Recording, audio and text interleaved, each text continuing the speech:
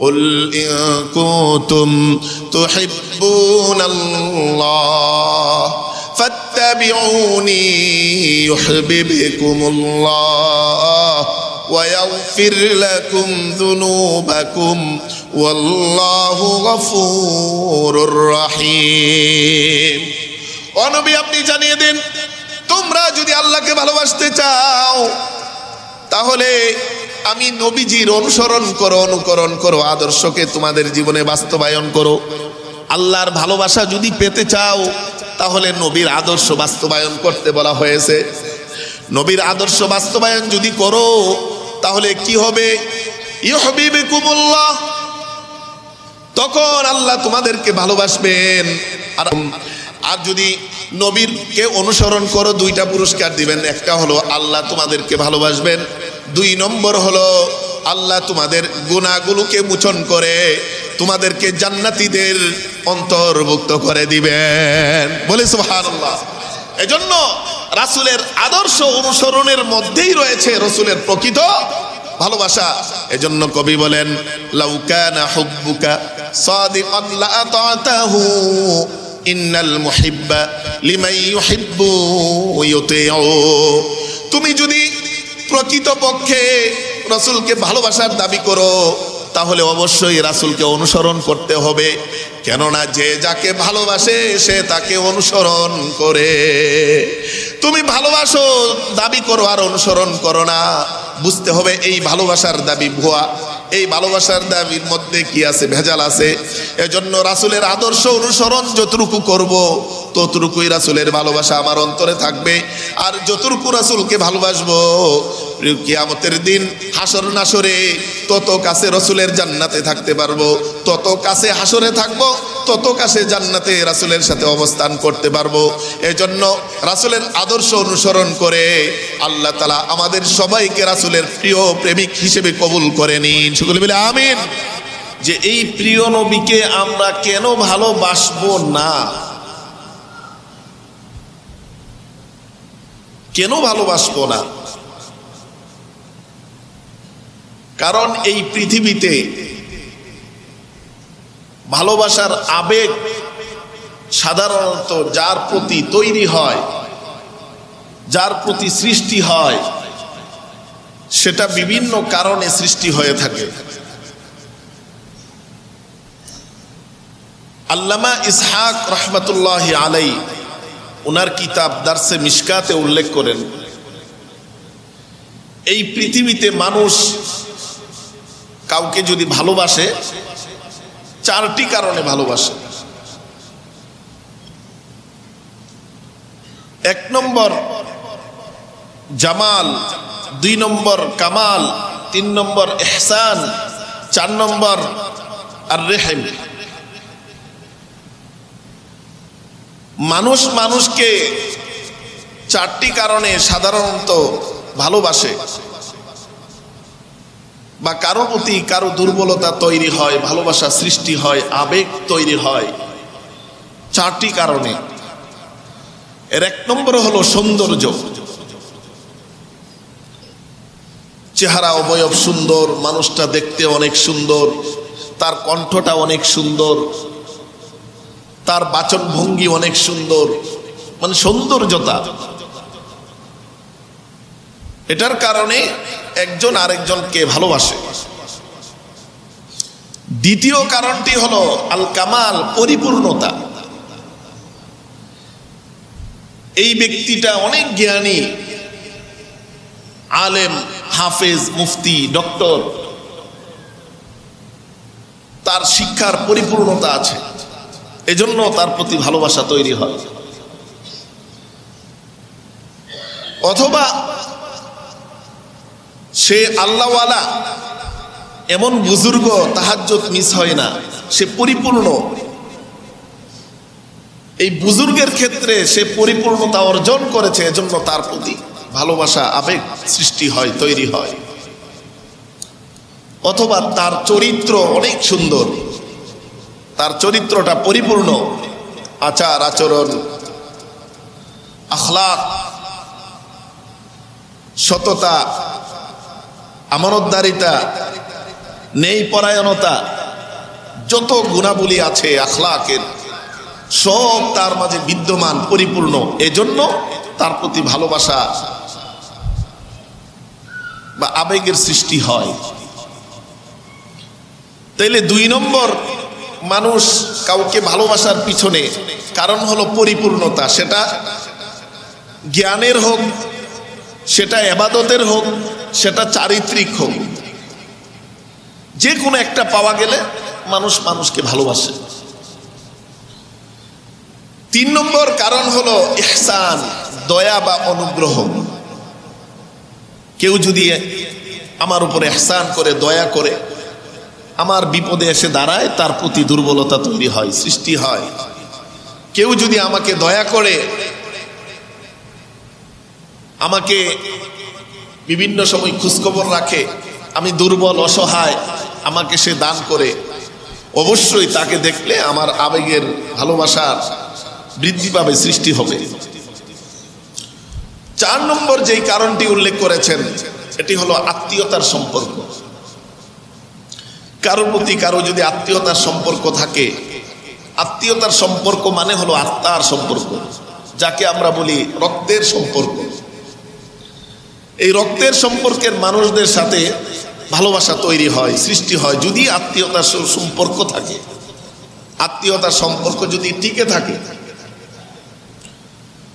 আল্লামা ইসহাক রাহিমাহুল্লাহ বলেন, এই পৃথিবীতে কোনো মানুষ অপর মানুষকে ভালোবাসার জন্য এই 4টি কারণ আমি বিশ্লেষণ করে পেয়েছি। এই 4টি কারণের কোনো একটি কারণ যদি কারো মাঝে পাওয়া যায়, তাহলে মানুষ অপর মানুষকে সাধারণত ভালোবাসে, তার প্রতি দুর্বলতা সৃষ্টি হয়, ভালোবাসা তৈরি হয়। 1 নম্বর যদি সৌন্দর্য থাকে, 2 নম্বর যদি পরিপূর্ণতা থাকে, জ্ঞানের পরিপূর্ণতা, ইবাদতের বুজুর্গির পরিপূর্ণতা, চারিত্রিক পরিপূর্ণতা, 3 নম্বর ইহসান বা দয়া যদি কেউ করে, যার প্রতি দয়া করে, যে দয়া করলো তার প্রতি তার ভালোবাসা বেড়ে যায়। 4 নম্বর আত্মীয়তার সম্পর্ক যদি থাকে। এই 4টি কারণে সাধারণত এই পৃথিবীতে মানুষ মানুষকে ভালোবাসে। কেউ যদি বলি আমি তাকে ভালোবাসি, তার প্রতি আমার ভালোবাসা তৈরি হয়েছে, বুঝতে হবে এই 4টি কারণের কোনো একটি কারণ তার মধ্যে আছে।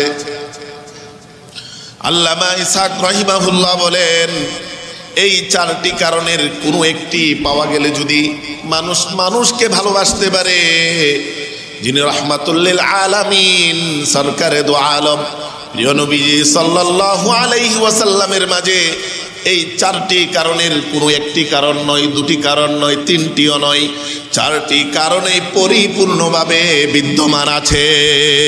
বলি সুবহানাল্লাহ।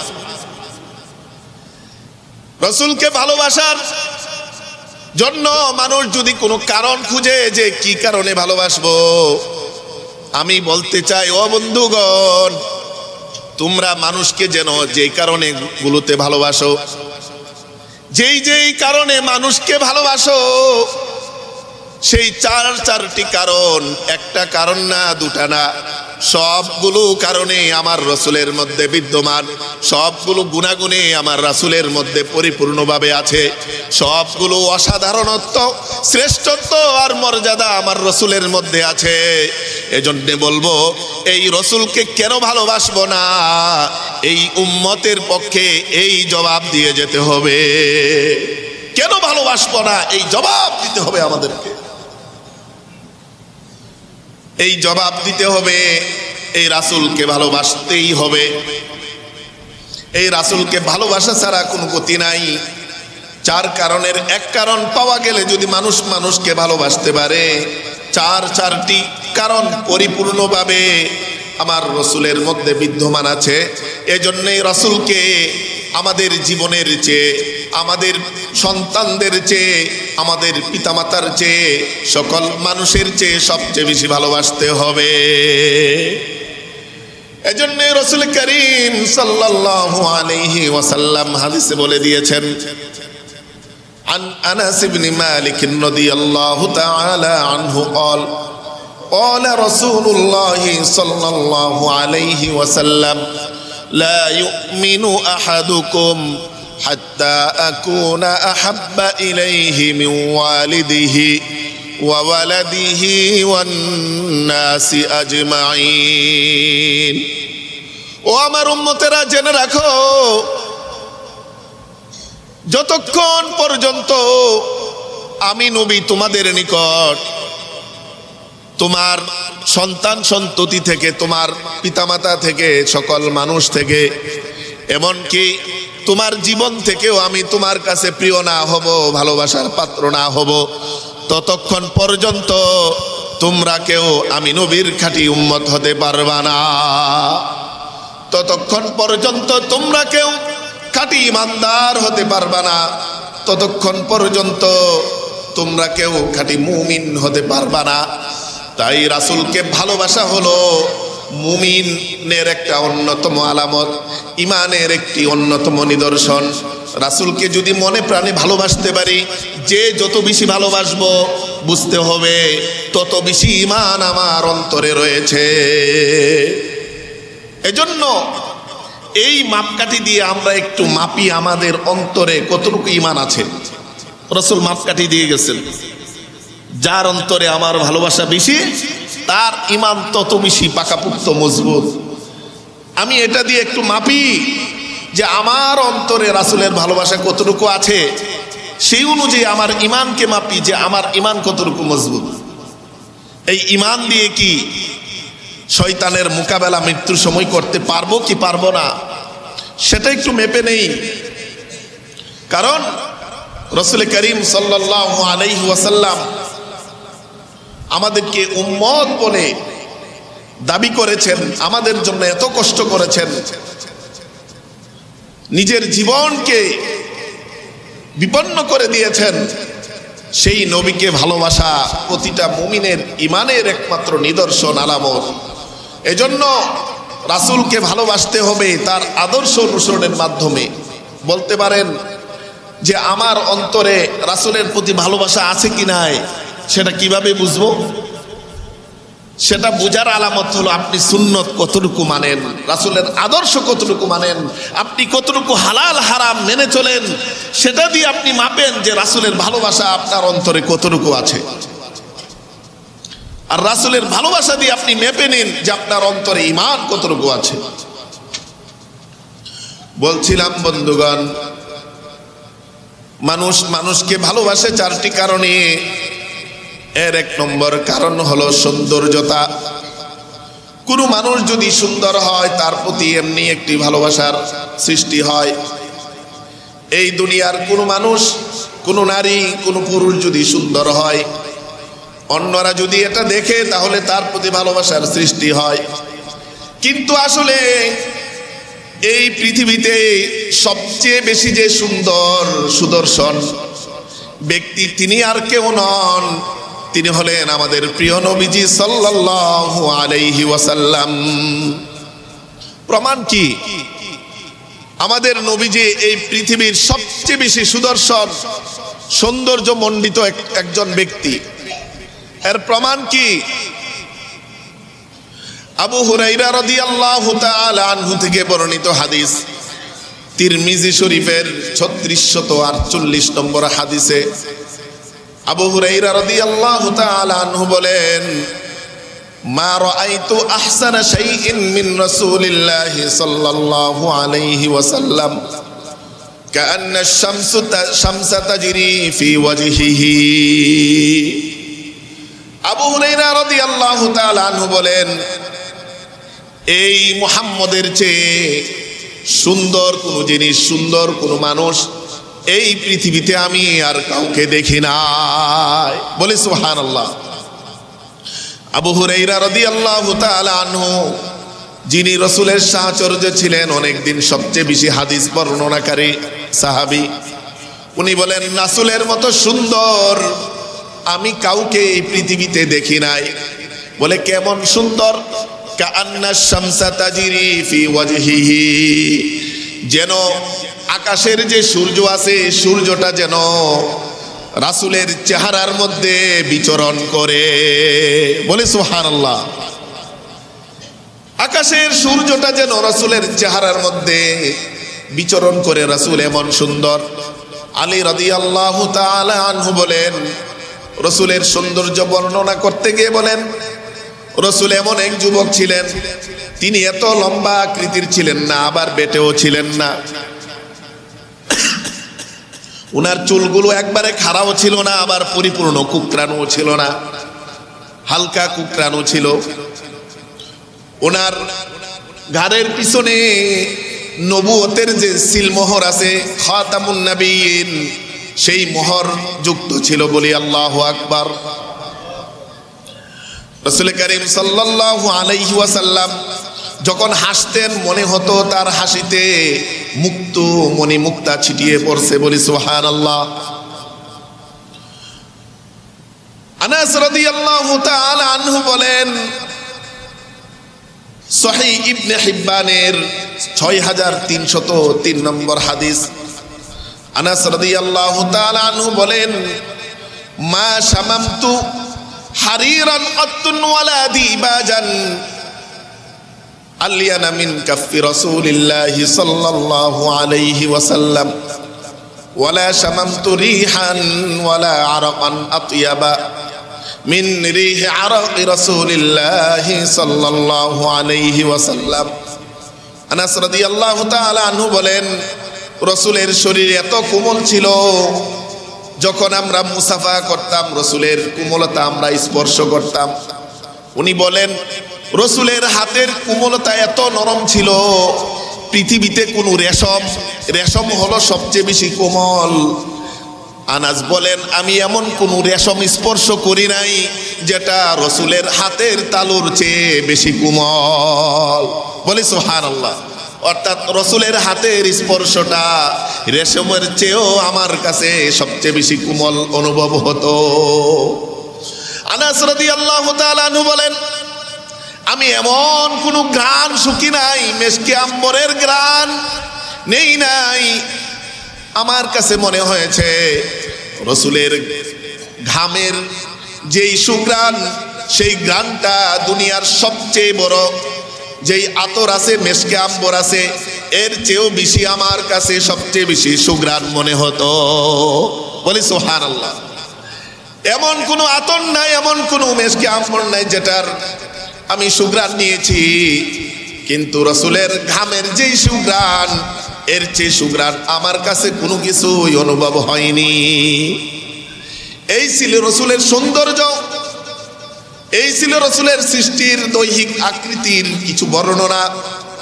এমনি ভাবে জাবির ইবনে সামুরা রাদিয়াল্লাহু তাআলা আনহু বলেন, তিরমিজি শরীফের 2811 নম্বর হাদিস, উনি বলেন, রাআইতু রাসূলুল্লাহি সাল্লাল্লাহু আলাইহি ওয়াসাল্লাম ফি লাইলাতিন ইদহিয়ান ওয়া আলাইহি হুল্লাতুন হামরা। একদা পূর্ণিমার রাতে চাঁদের দিকে আমি একবার তাকালাম। জাবির ইবনে সামুরা বলেন, পূর্ণিমার রাতের চাঁদের রাত্রিতে রাসূল বাহিরে ছিলেন, তার গায়ে ছিল একটা ডুরা কাটা লম্বা লাল রঙের একটা চাদর ছিল। জাবির ইবনে সামুরা বলেন, ওই পূর্ণিমার চাঁদের মধ্যে যেই চাঁদ পরিপূর্ণ আলো নিয়ে বের হয়েছে, সেই চাঁদের দিকে একবার আমি তাকাই। ওয়া আনজুরু ইলা ওয়াজহি রাসূলিল্লাহি সাল্লাল্লাহু আলাইহি ওয়াসাল্লাম, আরেকবার আমি রাসূলের চেহারার দিকে তাকাই। কয়েকবার তাকানোর পরে আমি ঘোষণা দিলাম, ফালা হুয়া আই আহসানু মিনাল কমারি ওয়াজহু রাসূলুল্লাহি সাল্লাল্লাহু আলাইহি ওয়াসাল্লাম ইনদি। এই পূর্ণিমার রাতের চাঁদের চেয়েও, চাঁদের আলোর চেয়েও রাসূলের চেহারা মুবারক আমার কাছে অনেক বেশি সুন্দর মনে হয়েছে। পূর্ণিমার রাতের চাঁদের চেয়েও রাসূলের চেহারা আমার কাছে বেশি সুন্দর মনে হয়েছে। বন্ধুগণ, কি বলেন রাসূলের সৌন্দর্যতা বর্ণনা করে পৃথিবীর এমন কোনো ভাষা নাই, শব্দ ভান্ডার নাই যেটা দিয়ে বর্ণনা করে বলা যাবে। যদি একটু বলতে চাই, আমরা সকলে ইউসুফ আলাইহিস সালাতু ওয়াস সালামের সৌন্দর্য সম্পর্কে জানি। যে ইউসুফ আলাইহিস সালাতু ওয়াস সালামের সৌন্দর্যে পাগল হয়ে জুলাইখা তাকে বিভ্রান্ত করেছে। ইউসুফ আলাইহিস সালাতু ওয়াস সালামের সৌন্দর্যে পাগল হয়ে সেই মিশরের নারীরা তাদের হাতকে কেটে ফেলেছে। সকলে আমরা সেই ঘটনা জানি। ইউসুফ আলাইহিস সালাতু ওয়াস সালাম সম্পর্কে রাসূল বলেন, মিরাজের রাত্রিতে গিয়ে ইউসুফের সাথে সাক্ষাৎ হয়ে রাসূল বলেন, ও অতিয়া শাতরুল হাসানি, ওই ইউসুফকে দেওয়া হয়েছে সৌন্দর্যের অর্ধেক, আর এর দ্বিগুণ সৌন্দর্য আল্লাহ আমি রাসূলকে দিয়েছেন। যে ইউসুফ আলাইহিস সালাতু ওয়াস সালামকে দেখে মিশরের নারীরা আপেল কাটতে গিয়ে হাত কেটে ফেলেছিল, সেই ইউসুফ আলাইহিস সালাতু ওয়াস সালামকে দেওয়া হয়েছে রাসূলের অর্ধেক সৌন্দর্য, আর রাসূলকে দেওয়া হয়েছে পরিপূর্ণ সৌন্দর্য। বলি সুবহানাল্লাহ। কেমন সুন্দর ছিলেন! আমরা যদি রাসূলের যে কবি ছিল, কবির ভাষায় যদি আমরা সে একটু শুনি, হাসান ইবনে সাবিত রাদিয়াল্লাহু তাআলা আনহু বলেছেন তার কবিতায়, ওয়া আহসানু মিনকা লাম তারা কাত্তু আইনি ওয়া আজমালু মিনকা লাম তালিদিন নিসাউ খুলিকতা মুবাররাআম মিন কুল্লি আইবিন কাআন্নামা ক্বাদ খুলিকতা কামা তাশাউ ওয়া আহসানু মিনকা লাম তারা কাত্তু আইনি ওয়া আজমালু মিনকা লাম তালিদিন নিসাউ। ও মুহাম্মদ, আপনার যে সুন্দর আমার চোখ কোনোদিন দ্বিতীয় কোনো ব্যক্তিকে এই পৃথিবীতে দেখে নাই। আপনার যে সুন্দর এই পৃথিবীতে কোনো রমণী, কোনো মা, কোনো সন্তান জন্মগ্রহণ করে নাই। বলি আল্লাহু আকবার। কোনো মা আপনার চেয়ে সুন্দর কোনো সন্তান জন্মগ্রহণ করে নাই, জন্ম দেয় নাই। খুলিকতা মুবাররাআম মিন কুল্লি আইবিন, আপনি সকল ত্রুটি থেকে মুক্ত হয়ে আপনি জন্মগ্রহণ করেছেন। কাআন্নামা ক্বাদ খুলিকতা কামা তাশাউ, যেন মনে হয়েছে ত্রুটি মুক্ত একটা জীবন নিয়ে আপনি নিজেকে যেমন সাজাতে চেয়েছেন, এমন সজ্জিত হয়ে আপনি সৃষ্টি হয়েছেন। বলি আল্লাহু আকবার। আসলে আল্লাহ তাআলা এমন ভাবে সৃষ্টি করেছেন, রাসূলের মধ্যে কোনো খুঁত ছিল না, ত্রুটি ছিল না। এজন্য শায়ের রাসূল সাল্লাল্লাহু আলাইহি ওয়াসাল্লাম বলেছেন যে আপনার মতো সুন্দর কোনো ব্যক্তি আমি এই জমিনে দেখি নাই, আপনার মতো সুন্দর কোনো শিশু এই পৃথিবীতে কোনো রমণী জন্ম দেয় না। শুধু তাই না বন্ধুগণ, আয়েশা রাদিয়াল্লাহু তাআলা আনহা রাসূলের সৌন্দর্যের ব্যাপারে বলেন, লানা শামসুন ওয়ালিল আফাকি শামসুন ওয়া শামসি আফদালু মিন শামসিস সামাই ফাইন্না শামসান নাসি তাতলু বা'দা ফাজরিন ওয়া শামসি তাতালিউ বা'দাল ইশাই। আমার একটি সূর্য আছে, আরেক সূর্য আকাশে, আমার সূর্যের সামনে সেটা হয়ে যাই তবে ফ্যাকাশে। ওটার আলো নিভে যায় অন্ধকারের চাদরে, আমার সূর্য আলো বেলায় বিকশ আধার রাতে। আয়েশা রাদিয়াল্লাহু তাআলা আনহা বলেন, এই দুনিয়ার মানুষের একটা সূর্য আছে, এই সূর্যটার চেয়ে আমার সূর্যটা অনেক বেশি উত্তম, অনেক বেশি আলো দেয়। আমারও একটা সূর্য আছে, দুনিয়ার মানুষেরও একটা সূর্য আছে, তবে আমার সূর্যটা দুনিয়ার মানুষের সূর্যের চেয়ে অনেক বেশি কিরণ দেয়। বলি আল্লাহু আকবার। বলে এই দুনিয়ার মানুষের সূর্যটা উদয় হয় ফজরের পরে, আর আমার কাছে সূর্য উদয় হয় এশারের পরে। আয়েশা রাদিয়াল্লাহু তাআলা আনহা বলেন, রাতের আধারে ছোট থেকে ছোট জিনিস যদি কোনো খসে পড়ে যেত, এমন কি সুই, এই সুইটা যদি খুঁজে না পেতাম, রসুলকে ডাক দিতাম, রসুল আপনি আসেন। রসুল আসার সাথে সাথে চেহারার আলোতে ওই অন্ধকার গভীর রাত্রিতে এই হারানো সুইটা আমি ফিরে পেয়ে যেতাম। কেমন সুন্দর ছিলেন রসুল। এই বন্ধুগণ, যদি সৌন্দর্যের কারণে যদি কাউকে ভালোবাসতে হয়, তাহলে দুনিয়ার কোনো যুবককে নয়, দুনিয়ার কোনো নারীকে নয়, সবচেয়ে বেশি ভালোবাসা পাওয়ার যোগ্য আমার আপনার নবী, প্রিয় নবী সাল্লাল্লাহু আলাইহি ওয়াসাল্লাম। তাই বন্ধুগণ, এক নম্বর কারণ ছিল সৌন্দর্য। সেই সৌন্দর্যের আরেকটি বিষয় হলো রসুল যখন হাঁটতেন তখন যেমন এমন ভাবে হাঁটতেন, ঝুঁকে ঝুঁকে হাঁটতেন, যেন উনি উঁচু থেকে পাহাড় থেকে নিচে নামতেছে এমন ভাবে সাবধান হয়ে হাঁটতেন। তাকে অনেক বেশি সুন্দর দেখাতো। রসুল করিম সাল্লাল্লাহু আলাইহি ওয়াসাল্লাম এর হাঁটা বিষয়ে আনাস রাদিয়াল্লাহু তাআলা আনহু বলেন, রসুল কখনো দম্ভ করতেন না, অহংকার করতেন না, এমন ভাবে হাঁটতেন তাকে দেখে সবাই বেশি অনুপ্রাণিত হতো, সবাই বেশি তার হাঁটাতে উৎসাহিত হতো। কারণ আল্লাহ তাআলা কোরআনে বলেছেন, ওয়ালা তামশি ফিল আরদি মারাহা ইন্নাকা লান তাখরিকাল আরদা ওয়ালা তাবলুগাল জিবালা তুলা। সূরা বনী ইসরাঈলের ৩৭ নম্বর আয়াতে আল্লাহ বলেন, তুমি দম্ভ করে অহংকার করে বুক ফুলিয়ে জমিনে হেঁটো না। কারণ তুমি যতই দম্ভ করে হাঁটো না কেন, জমিনকে বিদীর্ণ করে জমিনের নিচে কি আছে ভেদ করে দেখতে পারবা না। আবার তুমি বুক ফুলিয়ে হাঁটতে হাঁটতে পাহাড় সমান লম্বাও হতে পারবা না। এজন্য দম্ভ ভরে হাঁটো না। রসুল এজন্য সবসময় নিচুর দিকে তাকিয়ে হাঁটতেন, ঝুঁকে ঝুঁকে হাঁটতেন, এবং যেন মনে হতো উনি উপর থেকে নিচে নামছে, এইভাবে হাঁটতেন। বিনয়ী হয়ে উনি হাঁটতেন।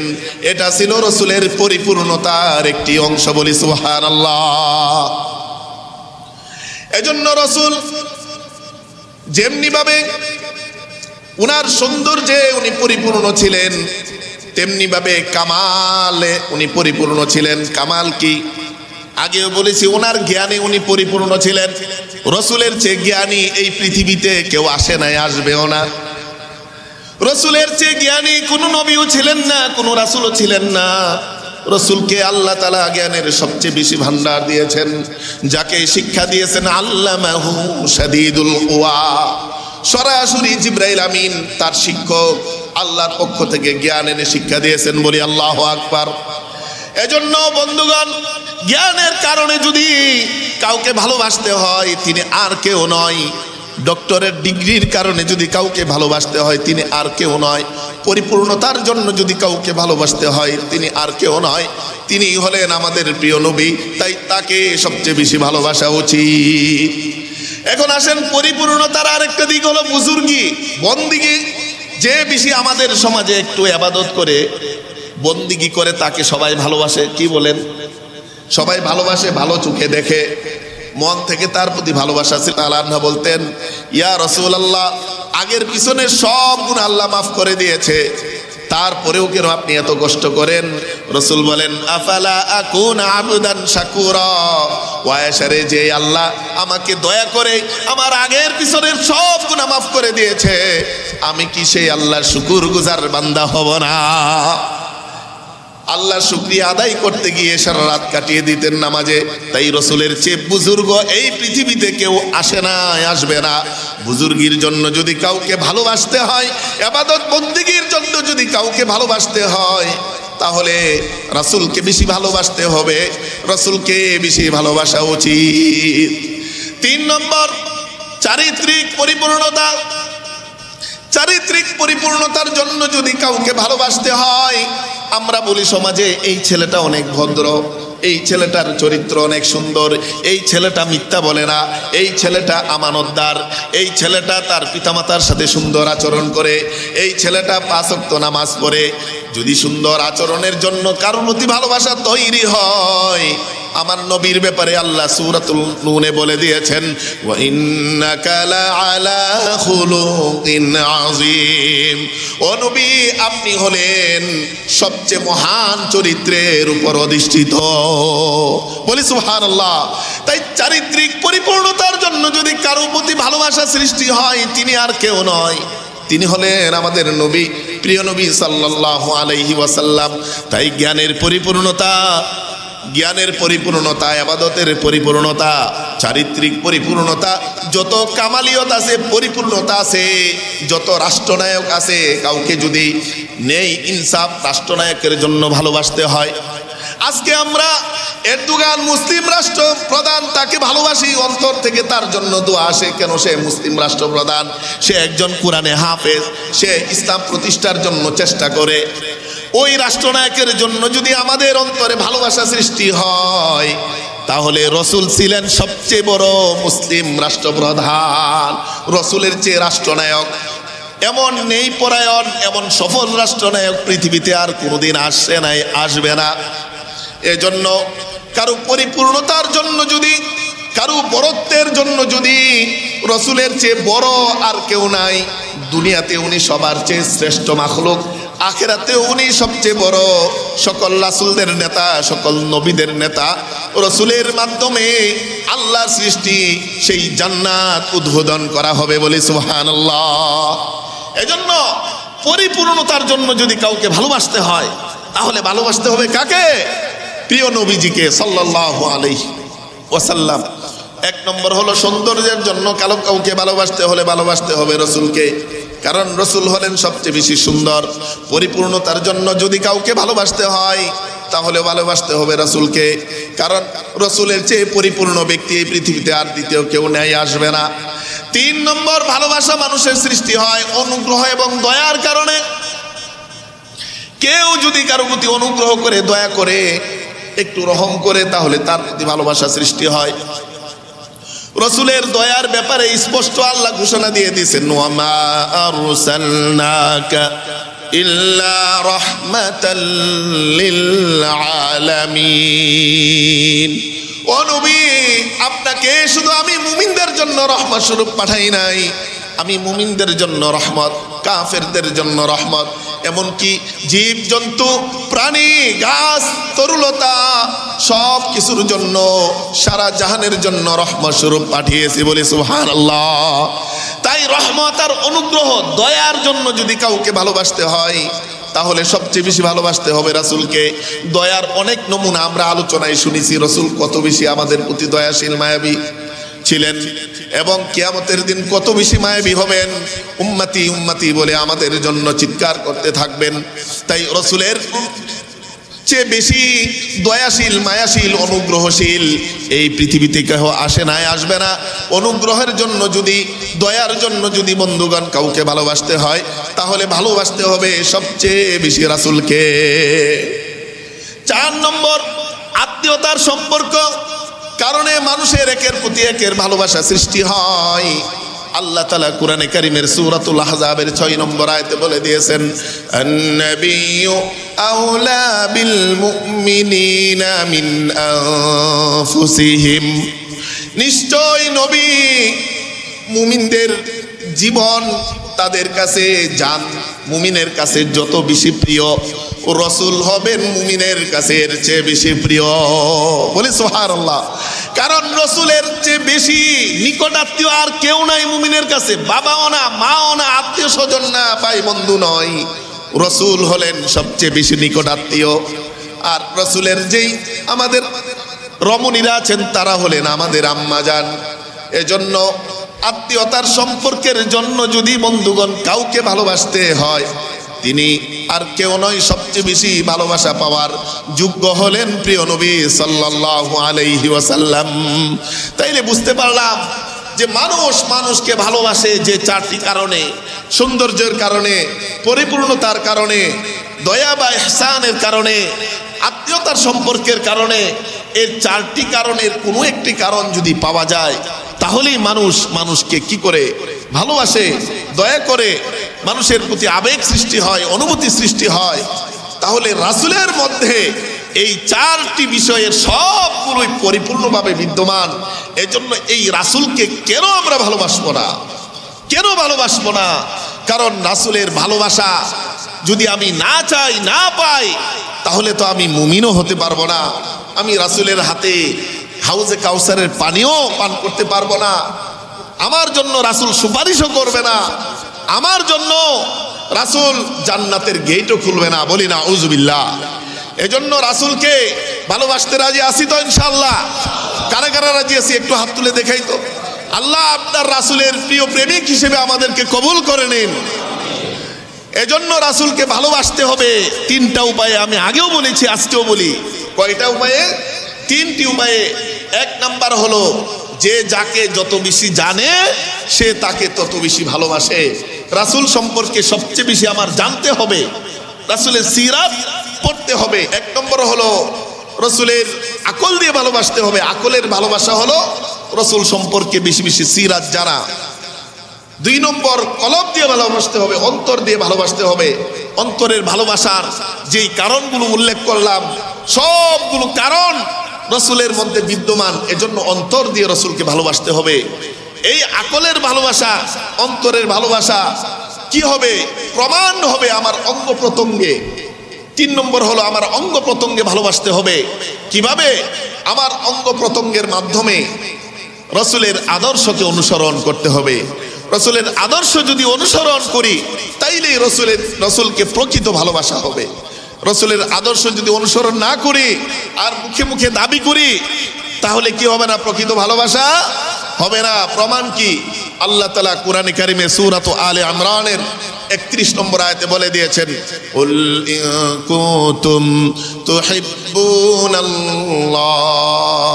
ফাত্তাবিউনি ইউহিব্বুকুমুল্লাহ ওয়া ইয়াগফির লাকুম যুনুবাকুম ওয়াল্লাহু গফুরুর রহিম।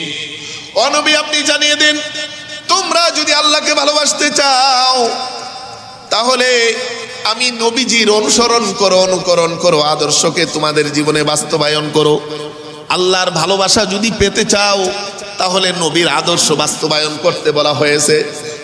নবীর আদর্শ বাস্তবায়ন যদি করো তাহলে কি হবে? ইউহিব্বুকুমুল্লাহ, তখন আল্লাহ তোমাদেরকে ভালোবাসবেন।